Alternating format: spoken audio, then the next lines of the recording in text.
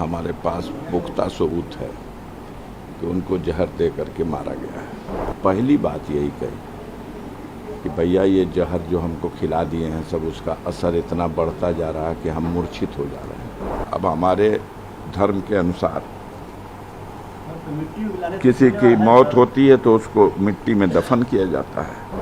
जिस तरह के घटनाक्रम में मुख्तार अंसारी को खत्म किया गया, रास्ते से हटाया गया,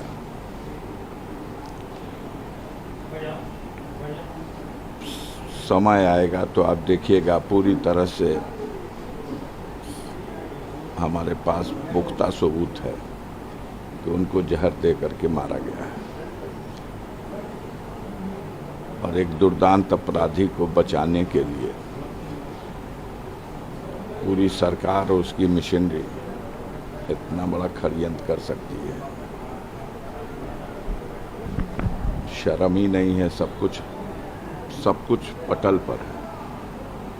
सिर्फ एक बात पूछ लीजिएगा कि 26 तारीख को मुख्तार अंसारी को जो न्यायिक अभिरक्षा में बांदा कारागार में थे, उनको मेडिकल कॉलेज क्या भेजा था? कोई सैर करने की तो जगह थी नहीं। सुपरिटेंडेंट कहते हैं हमने 2 बजे उनको भेज दिया क्योंकि हमें डॉक्टरों ने सलाह दिया। 3 डॉक्टरों के पैनल ने कहा कि इनकी हालत सीरियस है, इन्हें मेडिकल कॉलेज भेजा जाए। मेडिकल कॉलेज में उनको 3 बजे 3:30 बजे वहाँ एडमिट किया गया।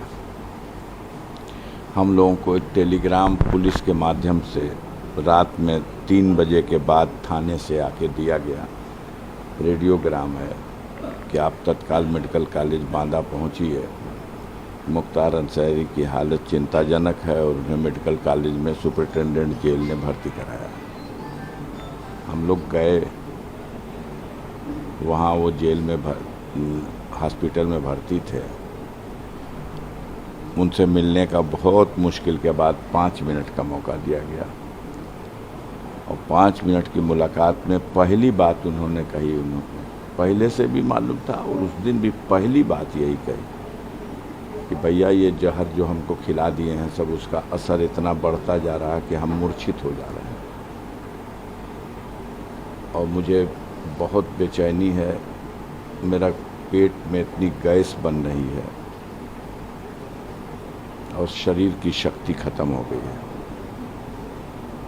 दर्द बहुत है।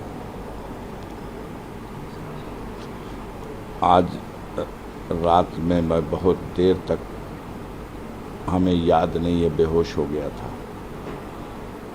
ये लोग उसी अवस्था में मुझे हॉस्पिटल शिफ्ट कर दिए। यहाँ आने के बाद जब ट्रीटमेंट शुरू हुआ, ऑक्सीजन लगी और ये सब, तो मैं होश में आया। हमने डॉक्टर से पूछा कि कैसे, कौन इलाज कर रहा है, तो 2 लोग तो वो मेरे सामने लाए गए जो फार्मासिस्ट थे और एक डॉक्टर जो आए, उन्होंने बताया कि मैं सर्जन हूँ, हार्निया का सर्जन। उन्होंने कहा मुख्तार अंसारी के केस में क्या है? कह देखिए, मैं एक सर्जन हूँ और सर्जन की हैसियत से मैं ये कह रहा हूँ कि इनका कोई सर्जरी का केस नहीं है। तो उसने अपनी बात ढकी अंदाज में कह दिया। मैंने कहा प्रिंसिपल साहब से बात करा दीजिए, मुलाकात करा दीजिए।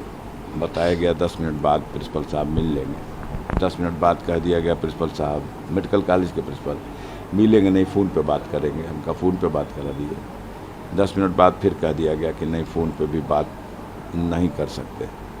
तो हमने कहा कि तो ठीक है, टेलीफोन नंबर उनका दे दीजिए।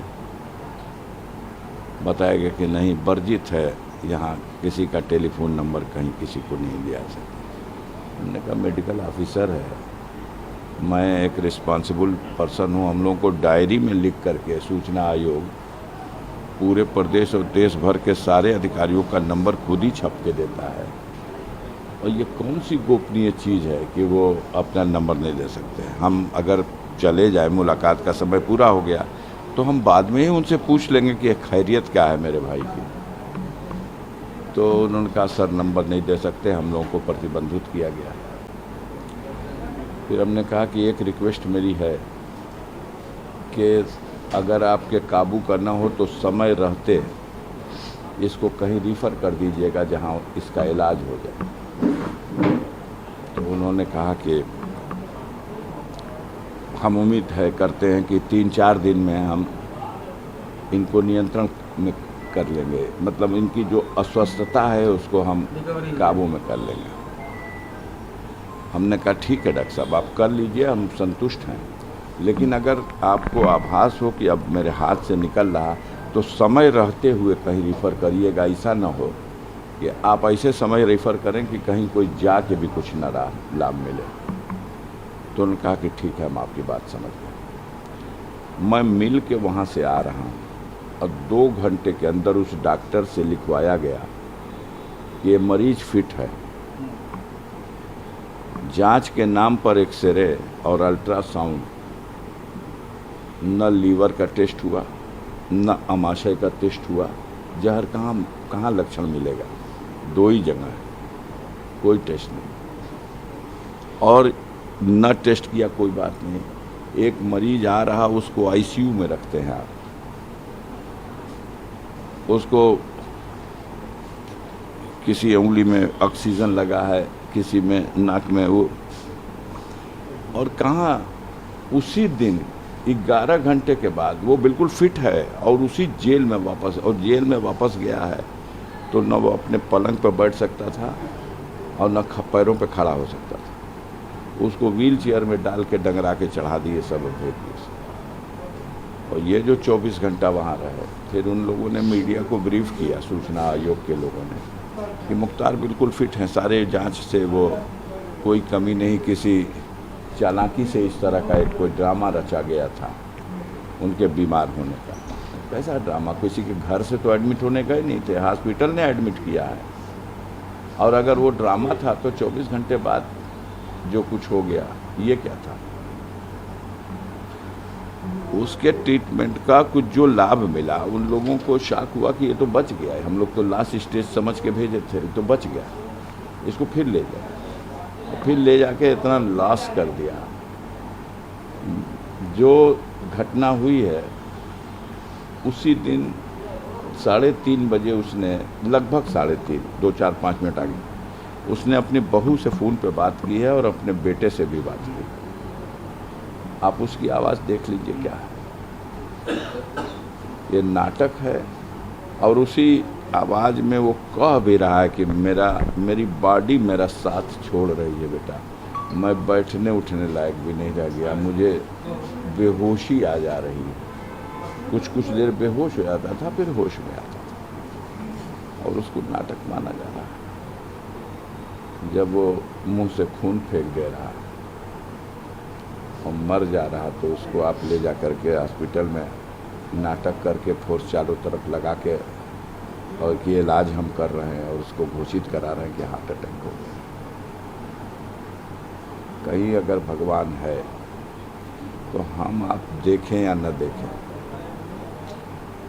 वो तो देख रहा है कि कितनी निर्दय होकर के इन लोगों ने उस व्यक्ति को, वो हट्टा खट्टा गुड पर्सनालिटी का आदमी है, मुझसे 10 साल छोटा है, मैं उसका 10 साल बड़ा हूँ,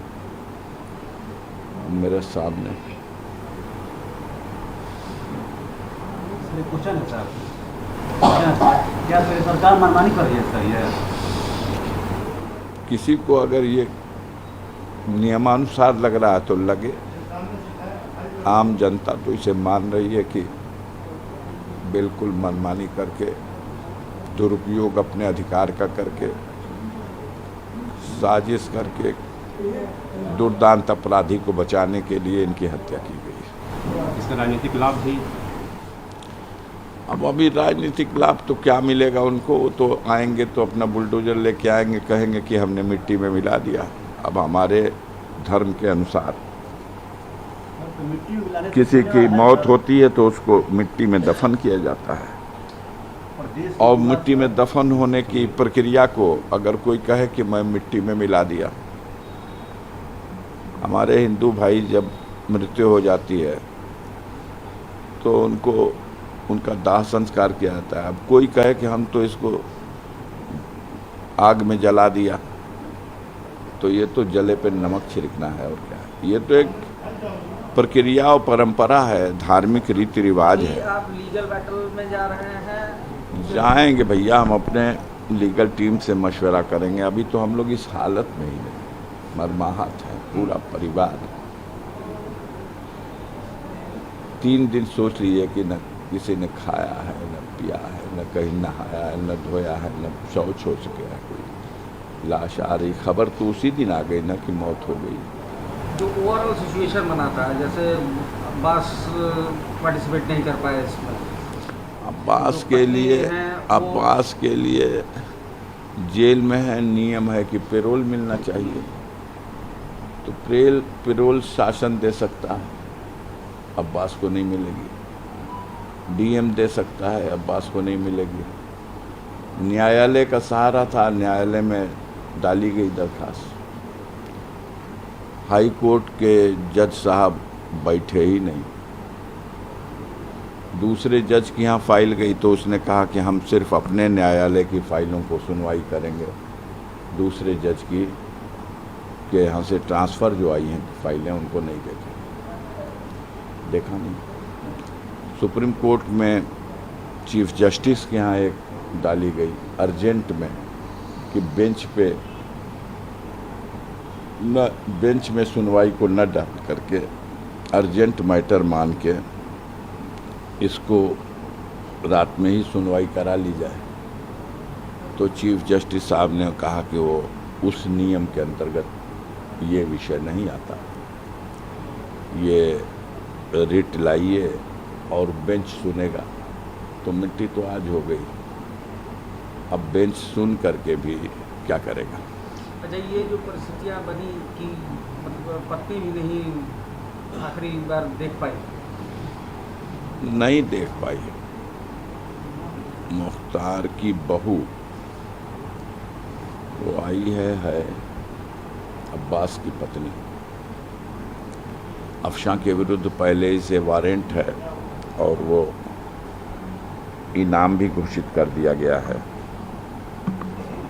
ऐसी परिस्थिति बनाई जा सकती है, ये भगवान न करे कि कभी किसी दुश्मन के ऊपर भी आए कि उसका सुहाग उजड़ जाए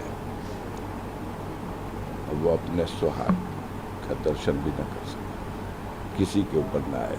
लेकिन हुआ ऐसा, क्योंकि अब वो जहाँ कहीं भी होगी हमारे धार्मिक रीति के हिसाब से अब 4 महीने की तो इद्दत बढ़ाएगी। उसके बाद हो सकता है कोर्ट के सामने आए।